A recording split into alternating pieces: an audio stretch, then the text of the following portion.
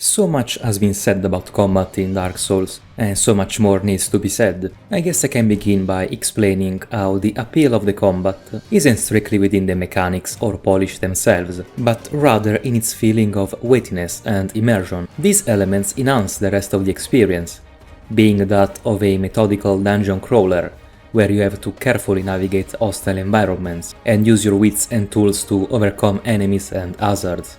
So the slow pace of the combat, the weapons bouncing on walls, the heavy punishment for your mistakes and so on, it all plays into that.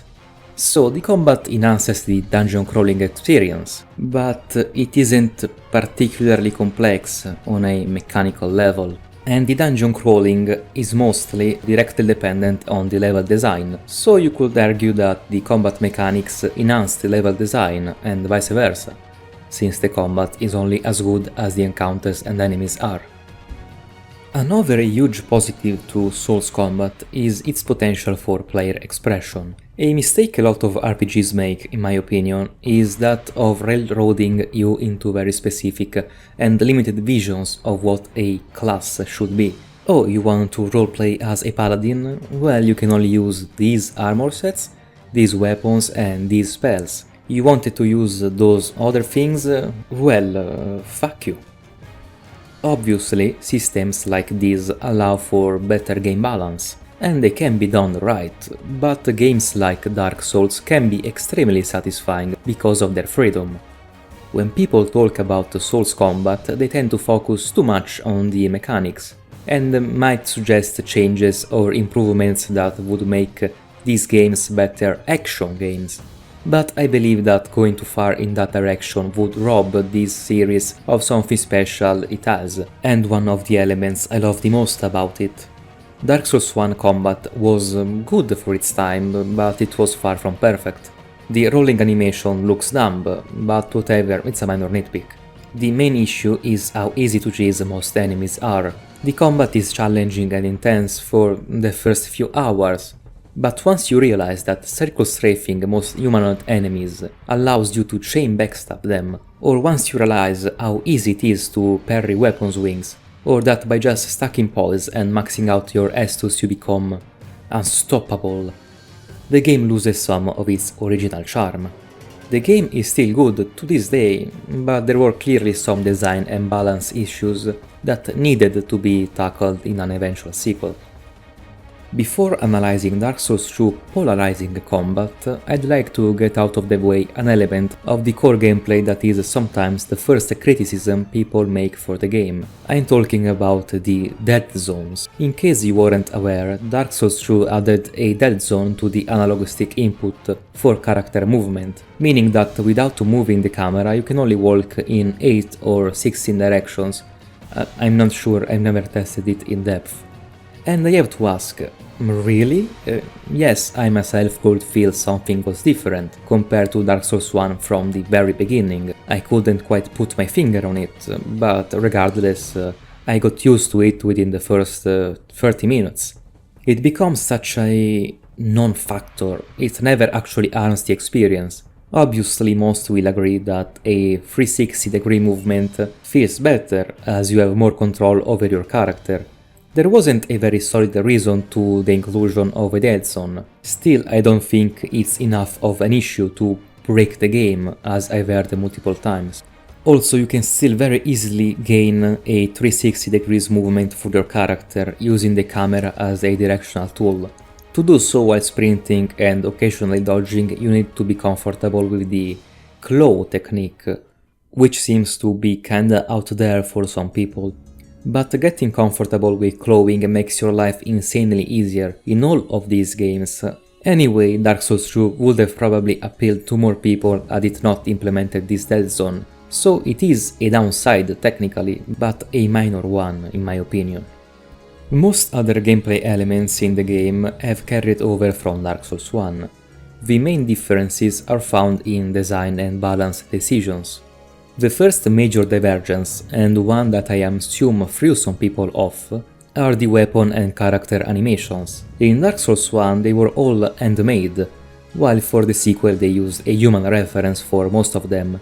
When people complain that Dark Souls 2 feels weightless or that the animations are shit, I believe they refer to this. Ultimately, it's up to preference. Dark Souls 1 and other Miyazaki's games have twitchier, more actiony animations that are made to be as satisfying as possible. And it's definitely a good decision. A huge part of the success of these games, after all, is that the combat feels good, and the style of animations plays heavily into that. But DS2 really isn't a downgrade, it's just different. Player animations are slightly more realistic, they are more fluid, they are weighty if the weapons you're using are weighty, but they generally lack the same exaggerated oomph of the other games. Some people will derive more satisfaction from the arcadey, twitchier animation style, while others will prefer the more realistic approach. But hit detection was done better in the other games, and it could and should have been made more satisfying in 2 regardless of the animation style chosen. Overall, I think the higher realism plays very well into the slow and deliberate pace of combat. If this different style was enough for you to dislike combat in its entirety, I can understand that somewhat more than the Dead Zone complaint, but still I think it's one of those changes everyone can get used to. An animation that I think is an objective improvement is the roll. It actually looks and feels like an evasive action a human would do, compared to the inexplicable floating of Demon's Souls and Dark Souls 1 fast roll animations, which for no good reason was brought back in Dark Souls 3 and Elden Ring. I guess Miyazaki just really likes rolling. Jump also controls better, and the animation itself is an improvement. The animations are probably the least controversial change to the combat. Before we tackle the big one most people talk about, I'll remind you how the core combat mechanics have been left unchanged. You have all the same attacks as before, only your kick option has been replaced by a guard break animation. You can still parry and backstab enemies, but it's now harder and not nearly as universally useful as it was in Dark Souls 1. Spells work the same, blocking works the same, although now getting your guard broken puts you into a critical hit state, and the same applies to some enemies. The stamina system has also been left unchanged outside of balance decisions. More specifically, it's now a more limited resource overall, since actions are generally more expensive. Poise was borderline overpowered in DS1. In 2, I'd argue it features the most balanced implementation in the series so far. It's useful, but you can't solely rely on it. The biggest issue is the decay timer that seems to be broken. I recommend you go watch Illusory Walls video to understand what I'm talking about. Still, it's ultimately not that big of a deal, and the mechanic, while flawed, adds some depth to combat and character customization, without being too overpowered. Healing also works pretty much the same, only the Estus is now a slower regen rather than an instant health refill. Life gems have been added, and I'll get to that later. I think it's now time to talk about the infamous departure. Iframes and the dreaded adaptability. For those unaware, Demon's Souls and Dark Souls 1 had specific tiers that determined the invincibility frames on your roll animation, and they were tied to your equip load.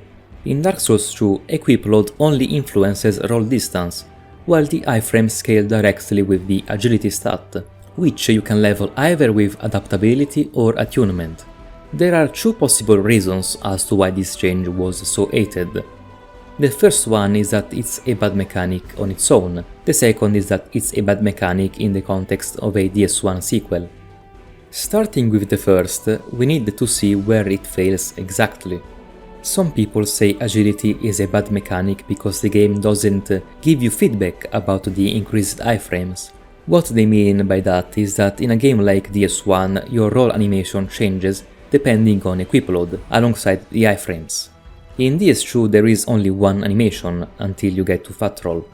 What these people could also mean is that the in-game explanation for agility isn't clear. Ease of evasion is extremely vague. Obviously both of these would be issues if you're playing the game blind, and the second one in particular I think it's bad design. The stat description should clearly say something along the lines of determines the period of invulnerability when evading. So yeah, the way it's explained is a flaw.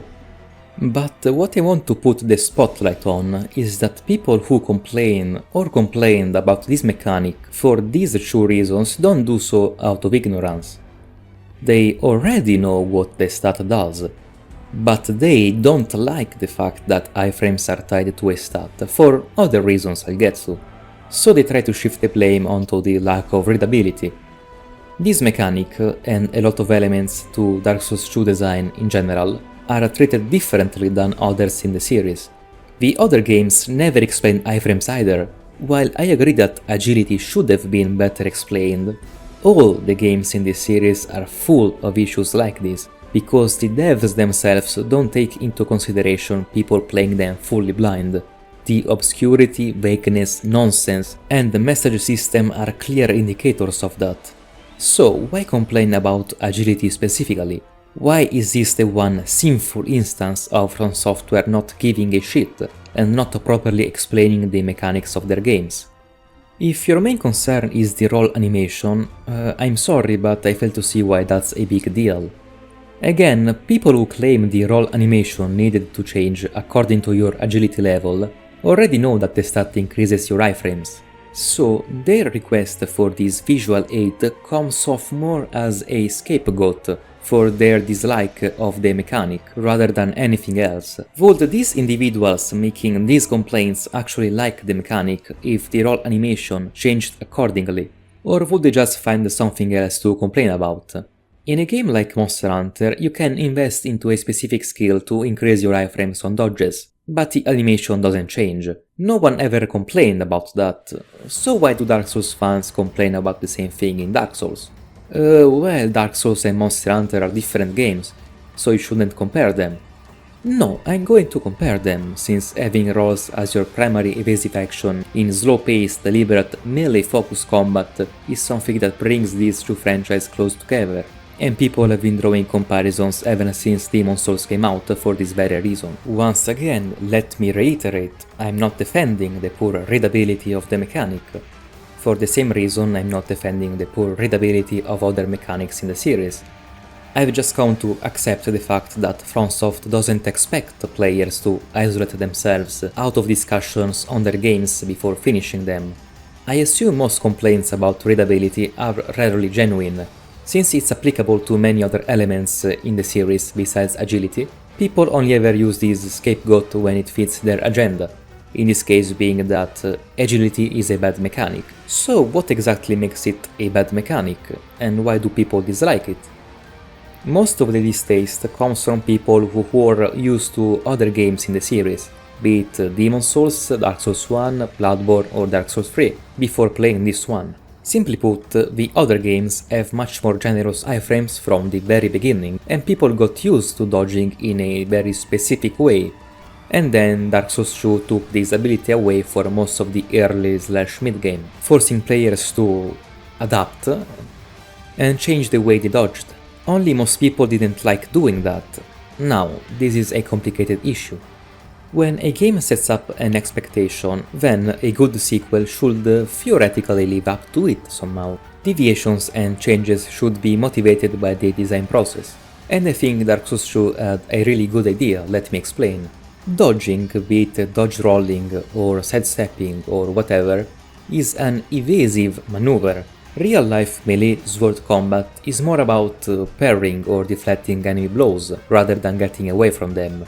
To me, the roll mechanic always made more sense in a series like, precisely, Monster Hunter.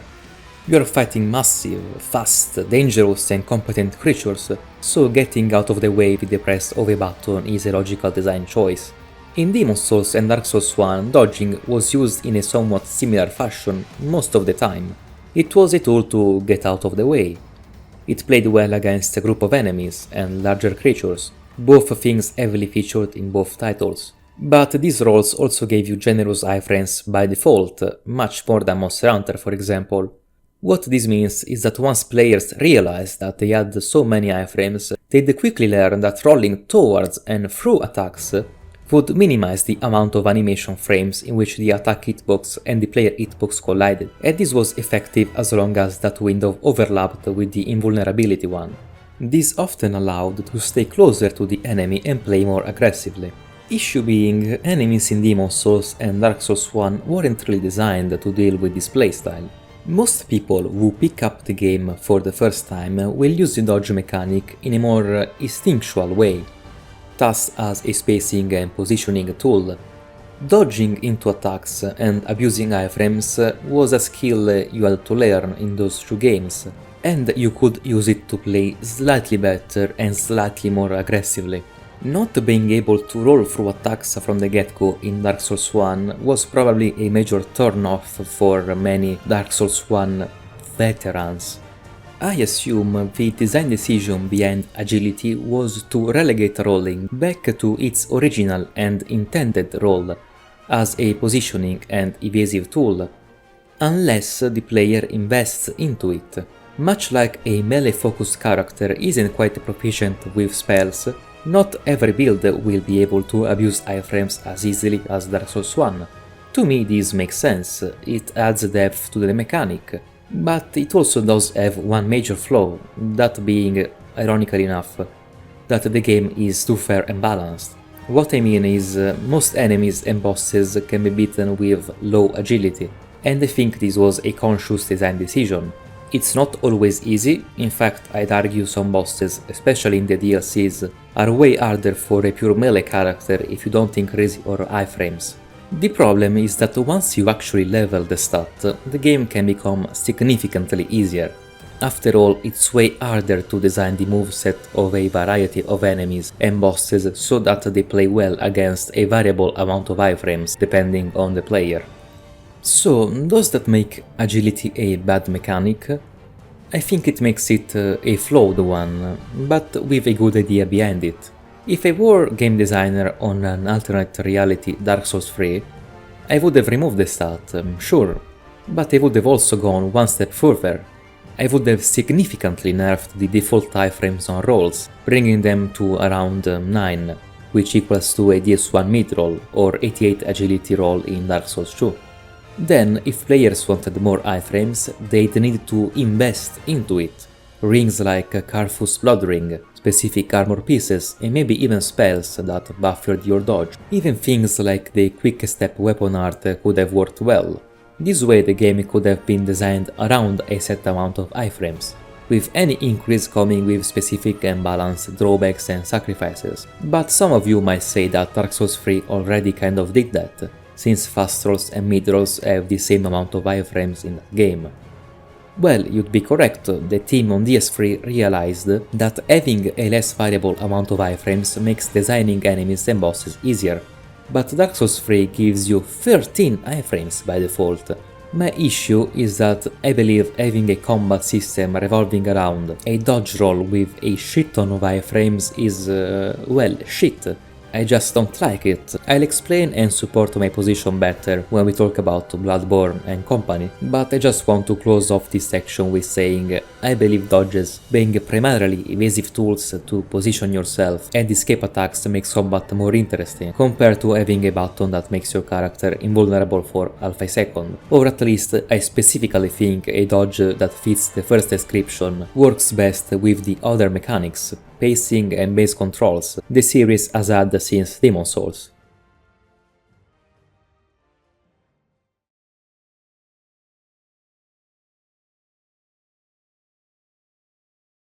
Here I'll have to go back to an earlier claim, that of players refusing to adapt. I believe the hatred and distaste for the agility mechanic came mostly from people trying to dodge attacks the way they learned to do it in 1, and having their skill and habit be undone in the next game.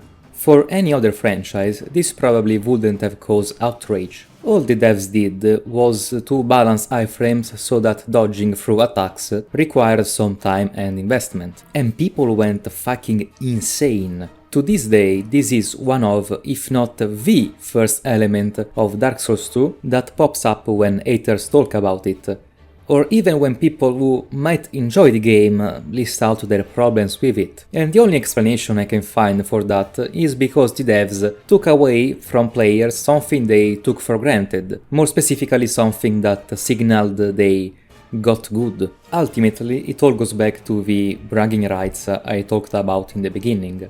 DS2 undermined the ego people built themselves by becoming masters of the first game, and this didn't sit well with them. There are other ways the game nerfs some of the habits players built in DS1. Back then you had access to several competent shields from the very start. In DS2 instead, the first few hours are a bit rough if you want to block most attacks. An upgraded shield on a character with good stamina is still extremely useful, but you can't just start all your way to victory with the starting shield like you could in 1. I've already talked about parries, backstabs and poise being harder to pull off or nerfed, and those changes probably factored in alienating some fans who got good already in the first game. Circle strafing is a complex topic. In DS2, a lot of enemies have been given more tracking either when they are stationary or when they pull off an attack. This, I believe, was implemented to nerf the DS1 strategy of just getting behind someone and backstabbing it if it was an humanoid, or just wailing at its blind spot if it was a larger enemy. You can still do those things in DS2, but it's generally a less reliable strategy that requires better timed rolls and more dexterity with player movement, both locked on and unlocked. The weird thing is that the tracking, in a way, still encourages circle strafing, but mostly as a defensive measure.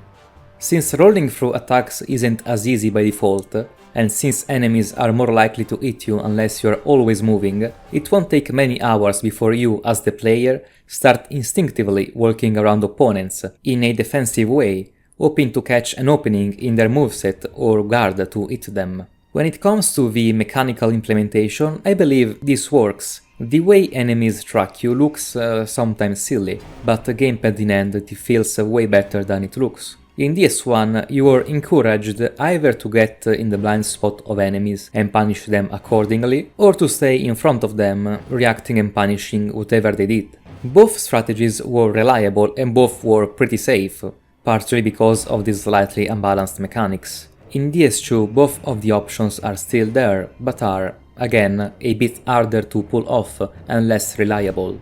A safer one is to rather keep your distance and use hit and run tactics, which is one of the way having dodges primarily as a spacing tool works better. Or alternatively, you can stay close to your opponent and never stop moving, so that most of its attacks will miss, as long as you dodge the few moves that track you the most.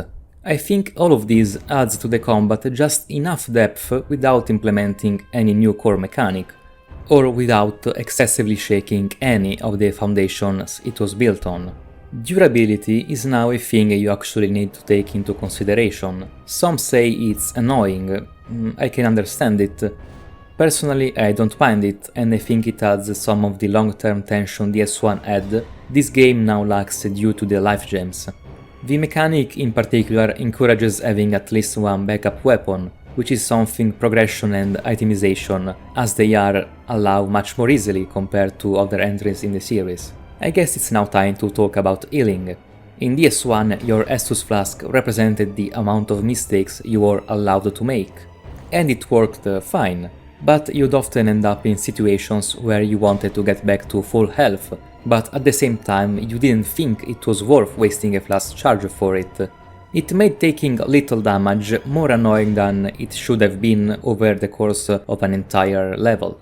I think life gems were specifically added because some people on the design team felt the way I did, but obviously the inclusion brings some issues. Past the early game, the tension of running out of healing goes away, and life gems in particular are much safer to use than Estus in a lot of scenarios. As I've said earlier, their implementation allows the level and encounter design to nudge the player into avoiding fatal mistakes rather than individual smaller ones, and I personally like it more this way. The devs care more about punishing major mistakes on the part of the player in DS2, and everything else is just a minor fuck-up.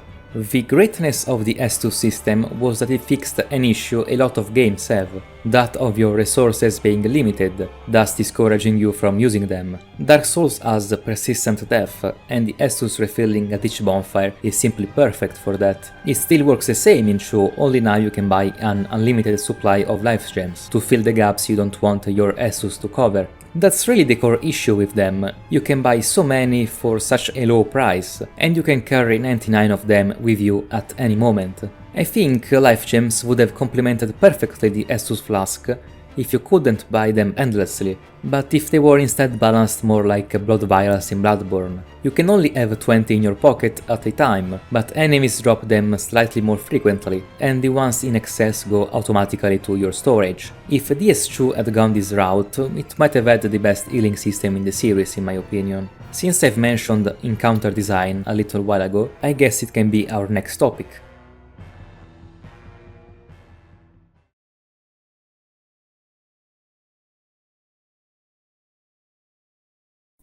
Dark Souls 2 always got a lot of shit for having ganks or ambushes and stuff like that. Much like iframes, I believe this is a complaint coming mostly from players who were used to Demon's Souls and Dark Souls 1 and their more forgiving encounter design.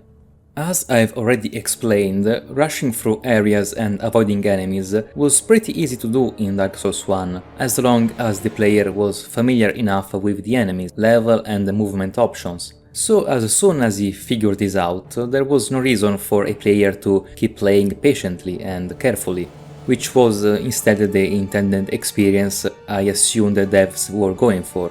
It's satisfying to learn how to tackle each zone, each room and section, and the deliberate enemy placement made this possible.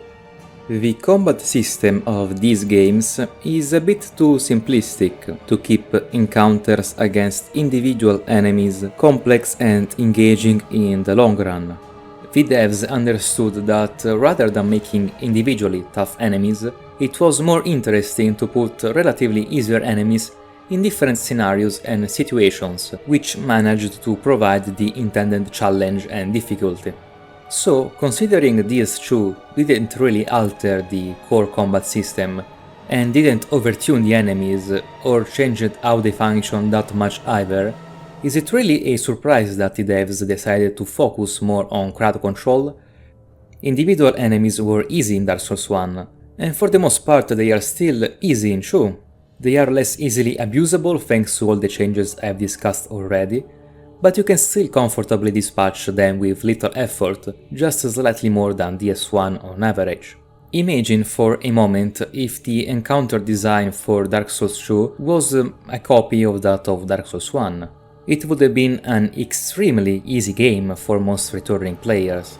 So instead the devs focused on providing scenarios that were consistently challenging and required players to use their skills of crowd control and positioning and all the tools at their disposal to overcome them. I hope we can all agree the intention and design decision was sound. I've already mentioned how DS1 relied more heavily on memorization, and that's precisely because while it was the level and encounter design that determined most of the challenge in that game, it was also more dependent on player memory. Players could more effectively abuse their knowledge of enemy aggro ranges and behaviors to overcome any challenge with little to no effort. Enemy encounters in Dark Souls 1 were for the most part predictable. This undermined replayability to some extent, because the game lost most of its challenge really quickly, thus removing a lot of what makes the game fun in the process. Dark Souls 2 still rewards learning and memorization, but it also equally rewards thinking on your feet and experimenting. What build you're using in 2 matters far more in how you deal with specific encounters, traps and hazards in any given level compared to Dark Souls 1. For example, if you have fire-based ranged attacks on hand, you can use them to set ablaze these pools of oil in the gutter from a distance, burning the enemies inside in the process. Otherwise you'd have to do that in melee range, which is riskier. Or you'd have to avoid these pools in the first place, if you don't have fire damage available. The game has plenty of situations like this, while in the first one they were a bit rarer. In DS1, the most meaningful variable was whether you had a bow to snipe or draw aggro from a distance, and that was it really. Obviously spells made the game a whole lot easier, but you can see how it was mostly due to poor AI and balancing, rather than to the devs trying to reward a specific playstyle. The Enorlondo Archer section is pretty infamous. It's an interesting challenge, but it plays the same on every run, and on every build really. Doing anything that diverges from the intended way is suicidal. DS2 is not like that, it puts a focus on player expression and freedom that are core to the success of the series, by providing interesting level and encounter design to make up for the simplicity of the combat system. A gank in Dark Souls 2 is a gank only if you allow it to be. Let's take one of the most infamous examples. Once you cross this door, a trigger will make several royal soldiers come straight at you. The first time through, this might feel cheap for some. You step in a room and suddenly you are ganked to death. I can see the frustration, but I'd argue the game by this point has taught us to be aware of our surroundings and to be patient and careful when navigating the levels. There is even an audio cue that should immediately put you on the defensive, but I understand those who might think it's a cheap death. Still, you respawn and now you should know. So you get back to the door, you aggro the soldiers and have a few options. You can use the choke point to kill most of the enemies before they get through, or you can run back to the bridge to create separation between them and pick them off one by one. Or you can run further inside and do the same thing, using the open and forgiving layout within. Alternatively, you can use AoE or sweeping sources of damage if you have them. If you are skilled enough, you can do the same with a basic melee weapon, since spacing and movement are tools strong enough to outmaneuver these enemies which aren't that fast or aggressive. The entire game is built like this. Sure, there are a lot of encounters against multiple enemies at once, ambushes and other situations that may feel unfair, but they never truly are. The only areas I'd call bullshit are those meant for co-op. And people keep saying that DS2 is a bullshit, unfair game because it throws ganks at you, and the only support to statements like that are meaningless dismissal, such as Dark Souls combat is not meant for multiple enemies. I'm sorry, that's just not true. The combat is too simplistic to make 1v1 encounters consistently engaging and challenging. And most of the fun factor and difficulty has to be ingrained in the level and encounter design. The implication I get from the people who say things like that is that they, personally, never managed to meaningfully learn skills relating to crowd control within the Souls combat framework.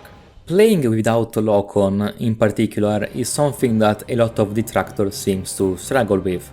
Take for example this embarrassing footage of the twin Dragon Riders fight. Many defenders of this clip have claimed that it's supposed to show how the game's at fault for not having a camera that allows you to see both targets at once. Why? Learning how to control the camera and switching your focus from one enemy to another is something you should have done by this point. It's not even needed for this fight specifically. A good player would notice that the Archer Dragon Rider has a very low rate of fire, so he could for the most part ignore it while fighting the Halberd one, moving the camera every once in a while, learning the timings or hearing the sound cues, so that he can focus on the main target. Alternatively, he'd get close enough to the Archer so that he can't be shot at. And wouldn't you know it, the Halberd Dragon Rider can destroy the platform. Bringing down the Archer, we can be killed in just a few hits. Notice how fair this encounter actually is, and how it can be approached in a variety of ways. Learning how to play unlocked, or learning to dynamically switch targets during a fight, or even mid-combo is something that the game allows and encourages. It's a skill you need to acquire if you want to get good at the game. There is nothing unfair or bullshit about it. The only reason you might think so is if you're stuck with the mentality acquired in DS1, where you could pretty much kill every enemy one at a time while staying locked on. But even then, something like the Bell Gargoyles was considerably harder if you didn't learn how to manage your camera. Especially because of how locked-on rolls worked in that game. Why did no one complain about this fight? In fact, it's always been praised by most, while the Twin Dragon Riders is somehow a shit encounter, despite effectively doing the same concept but arguably better. Since I've mentioned lock-on, I need to bring up the fact that it's a rather broken mechanic in most of these games. Some people, again, single out DS2, but it's really a consistent issue. Moving on, I brought up an interesting question. Why did everyone shit on Twin Dragon Riders? Or more broadly, why did so many people shit on DS2 bosses, saying not only that they are the worst in the series, but that they are shit while the ones in the other games are good or even great? So let's delve into the bosses. What makes supposedly bosses in DS2 shit compared to the others? I have my own idea, but before we get there I'd like to analyze bosses from the first game. Because of course one might argue that Bloodborne and DS3 have way better bosses than 2, but most of the complaints towards the latter came before the release of those other games, so for now I won't focus on them.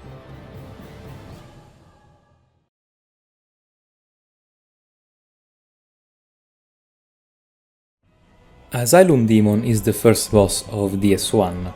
He is very easy, slow and predictable. You can easily abuse his blind spot, and rolling through his attacks is also very simple.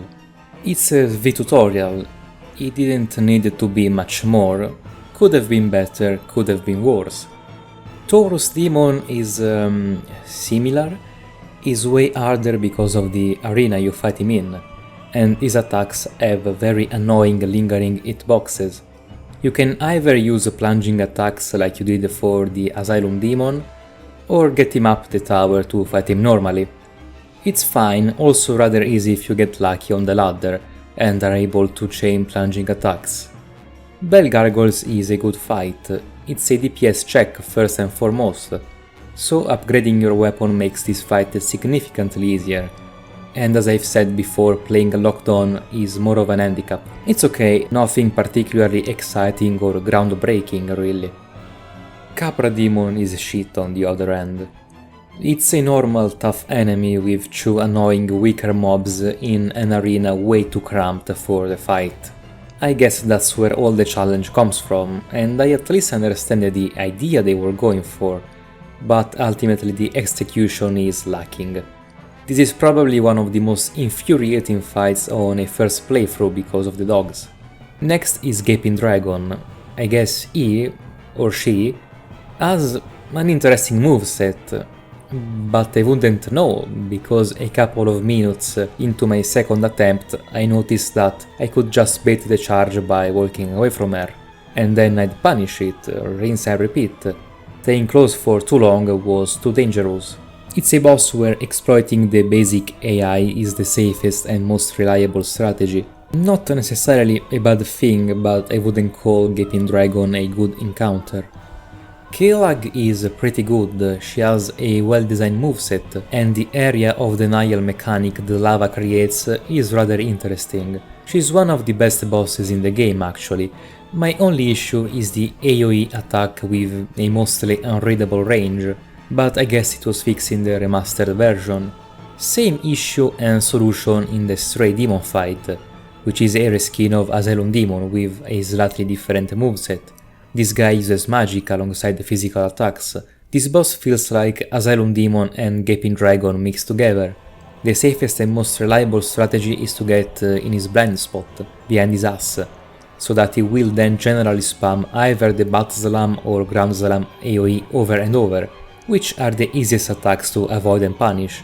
What makes the fight really offensive is the mandatory fall and subsequent damage at the start. It feels like a Russian roulette, whether the boss will immediately kill you, or whether you manage to get to safety and heal in time. Shit boss fight next. Iron Golem is okay, I guess. The major danger here is not falling to your death. It's fine, but not really that exciting. We now get to Ornstein and Smough, considered by many the best boss in the base game. Honestly, I think this fight is kind of broken. The idea is great, the execution is somewhat lacking though.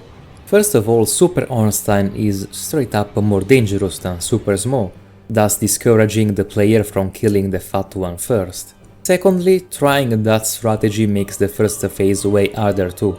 Smough has too much health, and Ornstein punishes you way too easily thanks to his speed. If you focus on Smough, Ornstein is too likely to hit you from behind, even with good camera management. Also, the charge attack on Ornstein is pure bullshit and broken. This boss fight isn't bad, but I wouldn't really call it good either, let alone great. Priscilla is an optional secret boss, and has a cute gimmick, but outside of that her moveset is rather unremarkable. Sif is next and is a very good boy. He has a decent moveset, although this is probably the only encounter in the base game where using iframes to roll through attacks feels like the main intended strategy. Being in fast roll makes the fight way easier. Since we are in Darkroot, we can revisit Moonlight Butterfly. I think it's a cool idea. If you're a melee character, you need to avoid all the attacks she throws at you and wait for her to rest to finally hit her. Alternatively, you can just spam spells from range. Again, a nice concept, poor execution. The fact that the boss just stands still while you hack away feels kind of stupid, really. Then we have Pinwheel, which seems balanced around an early game character, despite the area preceding him being very hard to clear at low levels. Fairly straightforward encounter, the boss clones itself, you need to hit the real one, dies in 20 seconds, moving on. Ceaseless Discharge is just awful, or at least it is if you try to fight him normally, staying in front of him and avoiding his attacks. Issue being that his attacks are bullshit for the most part. To this day, I'm not sure how we are supposed to reliably dodge them. The intended and easiest strategy is to run back to the fog door and make him fall in the pit below. It's a gimmick, I've seen better ones, I've seen worse ones. I think it should have been made interesting even when fought properly without the gimmick. Fire Sage Demon is literally the same as Stray Demon, only in a worse arena. But you don't take mandatory fall damage before the fight starts, so I guess it evens things out. To the same level of shit, that is. Centipede Demon is is a massive tentacle monster that flays around. The real challenge is not to take damage from all the lava. I like that you can cut off its tentacles to get the ring earlier, but that's it. Now we come to Bed of Chaos, oh boy. The worst boss in the game and arguably the worst boss in the franchise. Much has been said about her, even by Lord Miyazaki himself. I don't think I have much to add here. You know it, we all know it, I don't think anyone can earnestly defend this encounter. Four Kings is interesting, it's one of those fights which can be very difficult for basically all playstyles and builds, except for one strategy. Stack poise, get 20 Asus charges, a fast weapon and just wail on them. I can appreciate the idea behind the encounter, but there are two things I don't like about it. The first could be because of poor depth perception, but I find the homing spells, AoE and grab extremely hard to dodge, much more than anything else in the game, and it's better to just either tank them or block them with this shield I'm wearing. Second issue, the fact that it's not actually 4 kings, and they keep spawning depending on how much DPS you are able to deal to their shared health bar. No real specific reason why it bothers me, I just find it stupid and unnecessary. Nito suffers from the same mandatory fall damage problem as Stray Demon, down to the luck-based chance of getting immediately killed, in this case by his impaling spell. This spell is also very inconsistent in its timings relative to the sound cue it gives. Outside of that, it's an okay encounter at best. The moveset isn't very interesting, but you're rewarded for having a divine weapon, and for properly navigating the arena so that you don't aggro the giant skeletons, which can be very annoying. Sif is a very weird fight, it's objectively easy as shit, yet on my first playthrough it was the boss that killed me the most, probably due to the crystals inflicting curse and draining my health. I guess I didn't figure out how to avoid them. Anyway, I think it's a rather boring and unremarkable fight, and the run back to him is extremely annoying. I was almost forgetting about Gwendolyn. He's there. I like the idea, I don't like how that one spell arbitrarily phases through the pillars. It's okay overall. I'll close off with Gwyn before moving on to the DLC, and he has an interesting moveset. But really, why would you even learn how to deal with it when parrying him to death is so easy? Especially if you got lucky and managed to find a black or silver knight shield, which allows you to tank a lot of the damage you don't parry. I don't have much to say about him really. I find both Sanctuary Guardian and Manus annoying. They have fairly obnoxious combos, and it feels like we are meant to iframe through their attacks, but at the same time they don't seem to be properly tuned to the clunkiness and speed of DS1.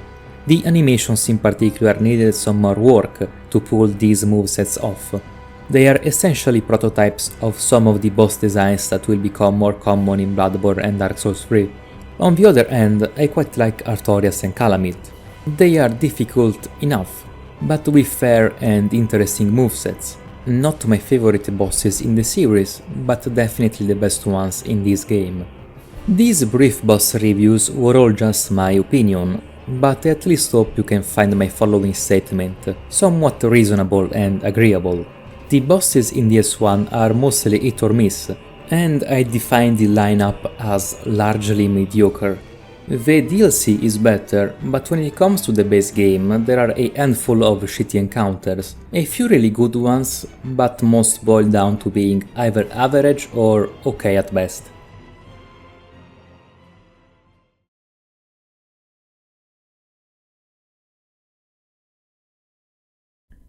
Now that Dark Souls 1 is out of the way, let's talk about DS2 bosses.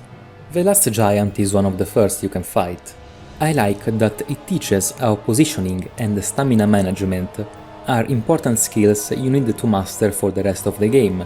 The issue is that it's very boring in doing so.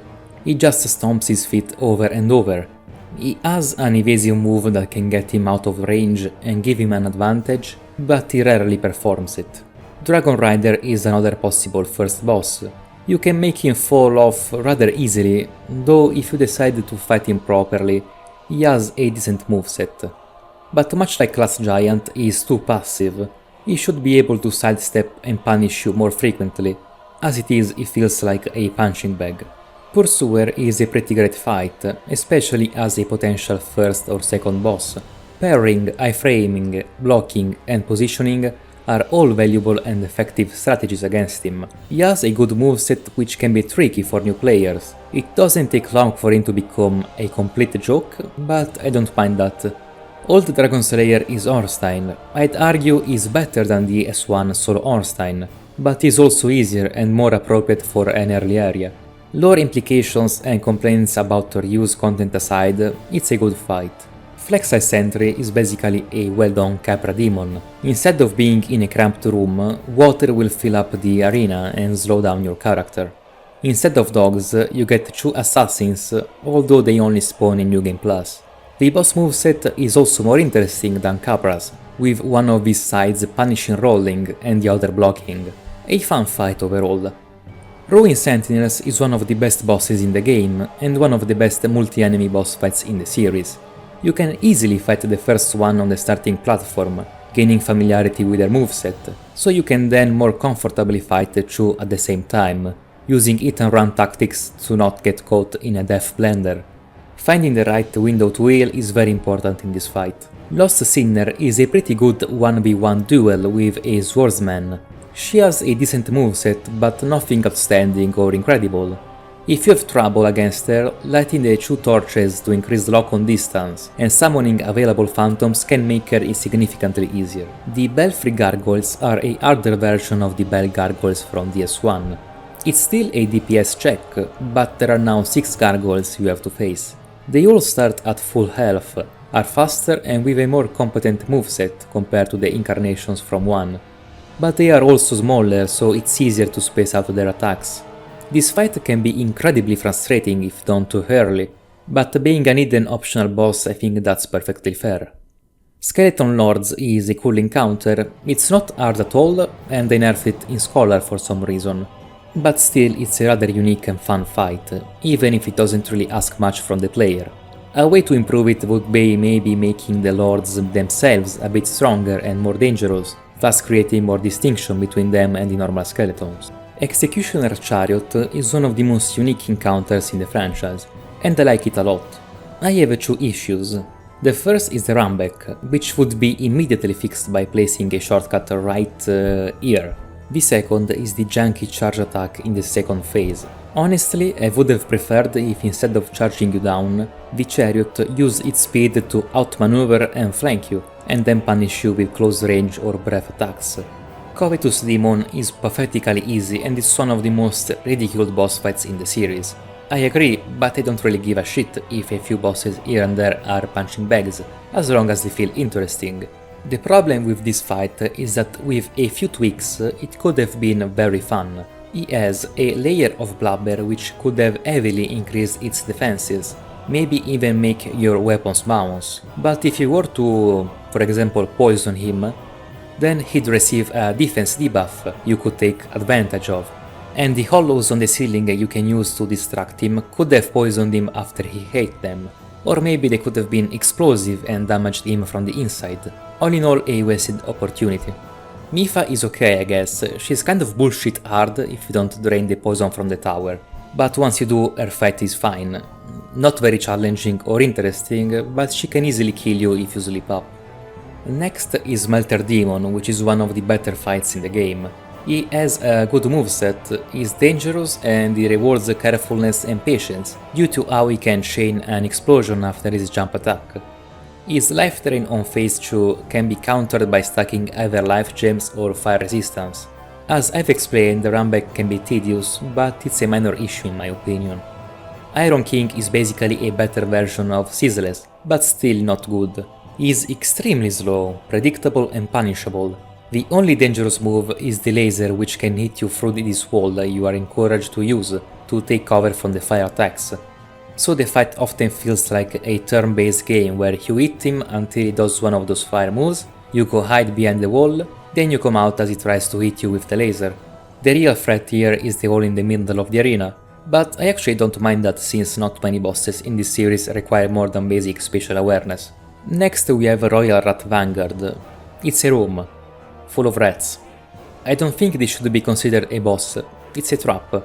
An encounter which uses the same UI and music as a boss, but it really shouldn't be compared to something like Lost Sinner or our next topic, Verotten.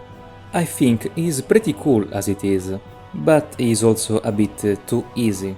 He has some interesting magic moves he barely uses. He just spends most of the time spamming his melee attacks which aren't hard to avoid. The fire spots in the arena and the ability to cut off both his arms definitely make the fight more interesting than it otherwise would be. Najka has a few things going for her. You can summon Tark to help you, which is a very unique NPC. You can cut off both of her tails, which makes her less dangerous in melee range. When she dives underground, you can either stand on a platform or make her destroy this tree so you can get the item. The main problem is that she's too easy to properly capitalize on her signature move. If the arena was different, larger, with small platforms littered across, and her digging move was much faster, and thus harder to avoid, I think it would have been a more interesting encounter. Next we have the Royal Rat Authority, which is probably the worst boss in the game. The real danger are the small rats, and whether you can kill them all before the boss itself starts hitting you is the true challenge of this fight, and it's also too dependent on luck. The actual fight against the Authority isn't good either though. It's probably the only boss in the game with a terrible camera. The charge he does is one of the more obnoxious attacks to dodge in the entire game, and for how big he is, his pose move way too much. Not fun, I hate it, everyone hates it, moving on. Prowling Magus and Congregation fall in the same realm as the Vanguard. Not really a boss, but it could have been one if the Magus was more dangerous, and if instead of random hollows littering the arena you had to fight Vanguard's body here, which is a pretty cool enemy on its own. Missed potential, still I don't think it's a hate-worthy encounter. Duke's Dear Freya is okay at best. Good idea, poor execution. These spiders become a non-threat as long as you have a torch equipped. They are very dangerous otherwise. I think her main moveset is a bit boring, with the only challenge being not getting stuck in the invisible webs surrounding her torso.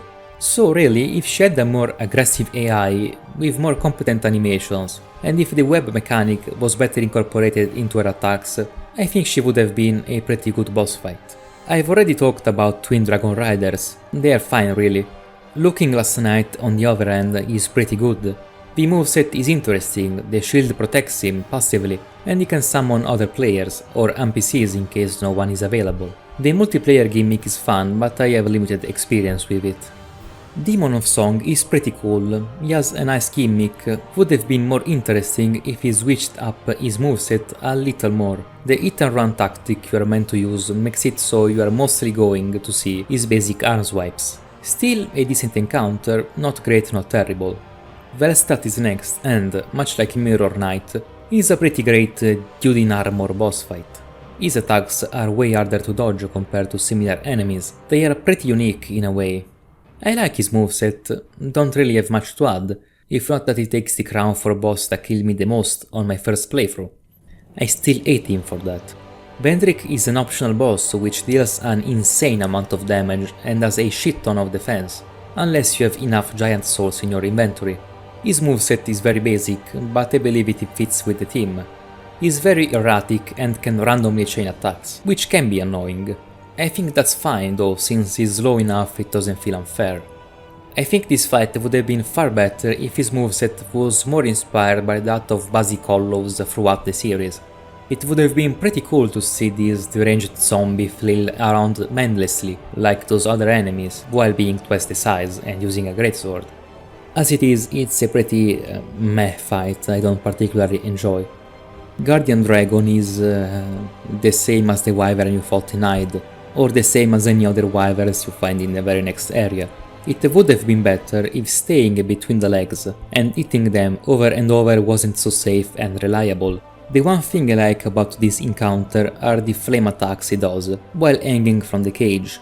Ancient Dragon was extremely hated in vanilla DS2 because he could one-shot most players very easily, but he's been severely nerfed in Scholar. I don't hate him, but I don't like him either. Really, he's just Escaping Dragon again. You bait out his forward breath, move in, hit the pause, retreat before he does the AoE flame, which is very annoying, rinse and repeat. It can be tedious if he decides to spam that attack over and over again, but at least having to reposition yourself every time doesn't make it a mindless encounter, still a pretty bad boss fight. Giant Lord suffers from the same issue as Last Giant, unfortunately. You just hack away at his ankles, avoiding his close range sword attacks every few seconds. It's not fun or interesting. This boss definitely needed a more competent AI and an appropriate arena to accommodate it. Dark Lurker is an optional, hard to find boss, and it's a pity he's so hidden since it's the best fight in the base game. He's been praised by many others before me. It's one of the best duo bosses in the series, I don't have much to add. I do think he could have used a bit more health, but you shouldn't have to repeat one of the Abyssal dungeons before fighting him again. Throne Watcher and Defender is a good duo encounter. The main issue is that they are too close in speed, so keeping them separate isn't really a viable strategy. Still, I believe it works overall. You need to use hit and run tactics against them, so if you don't like that sort of gameplay, then I can see why you might dislike this boss. Nashandra was the vanilla final boss, and I think she has an interesting moveset and gimmick, but she is too easy.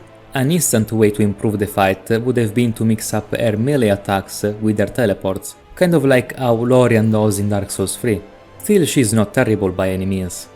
Aldia was added in the Scholar update, and unfortunately not only is easy, but he has way too much health for how little danger he poses.